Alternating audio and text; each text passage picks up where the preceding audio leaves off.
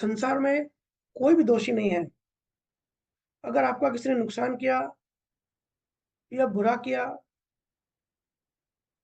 तो अज्ञानवश हम इसे मानते हैं कि ये उसने मेरे साथ जानबूझ के किया, इसने मेरा नुकसान कर दिया, ये बुरा इंसान है। उसको हम दोषी देखते हैं, पर कोई दोषी नहीं होता, सब निमित्त होते हैं। कोई अच्छा करता है वो भी निमित्त होता है, कोई बुरा करता है वो भी निमित्त होता है, क्योंकि हमारा बुरा होना ही था,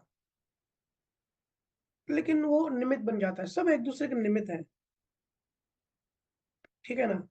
ये हमने कई बार पहले भी चर्चा करी है।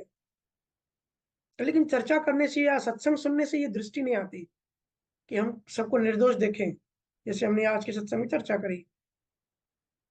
जब ज्ञान चेतना में अंकित हो जाता है, जब धीरे धीरे हैमरिंग होती है, तब सहजता से ही ज्ञान अंदर उज्जवल या जागृत हो जाता है कि कोई दोषी नहीं है।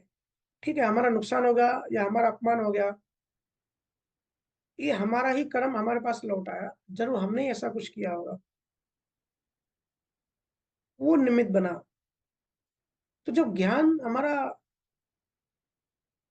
दृष्टि में आ जाता है, जो दृष्टि बदल जाती है, ज्ञानी ज्ञानी दृष्टि हो जाती है, तो फिर ऐसा नहीं है कि फिर हम जब सत्संग में है या गुरु के पास है तब तो बड़ी बड़ी ज्ञान की बातें करते हैं कि भाई हम तो भाई ज्ञानी हैं, हम किसी को दोषी नहीं देखते।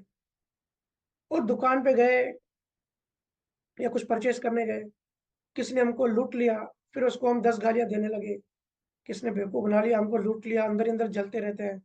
या किसी ने धोखा दे दिया तो हम तड़पते रहते हैं। फिर अपने आप को एक सांत्वना देते हैं कि वो तो ज्ञान की दृष्टि से मैं दोष नहीं देखता, लेकिन ये व्यवहारिक दृष्टि है ना, तो व्यवहारिक दृष्टि से मैं दोषी देख सकता हूँ। ये खुद को बेवकूफ बनाने की बात है। ध्यान एक होता है, दृष्टि एक होती है, दो नहीं हो सकती।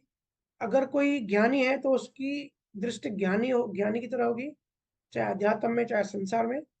अगर कोई अज्ञानी है तो उसकी दृष्टि अज्ञानी की तरह होगी, चाहे अध्यात्म में चाहे संसार में। अगर कोई किसी को दोषी देखेगा तो सब जगह देखेगा, और अगर निर्दोष देखेगा तो सब जगह देखेगा।